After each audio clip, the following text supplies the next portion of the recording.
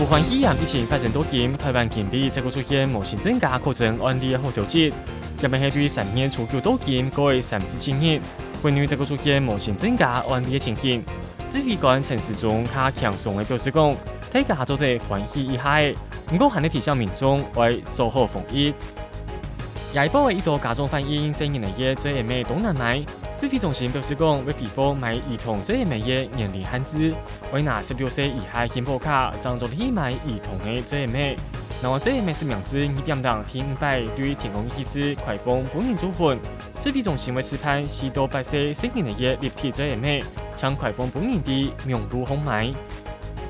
欧美疫情案例会医疗保护官员指挥中心宣布，对4月18建议起司，对欧洲、民族、亚两族站来台湾的民众，虽不加有慢性病、老人家同成年的人，早前都要去核防疫旅馆，提供资料申报50菜，请高的本人罚1500元。武汉肺炎疫情在全世界拆开来，各国同第3万人发疫苗同治疗药的。不过美国同日本进行的研究发现，用来预防还更加高的卡疫苗，就来对抗引起武汉肺炎的新型冠状病毒。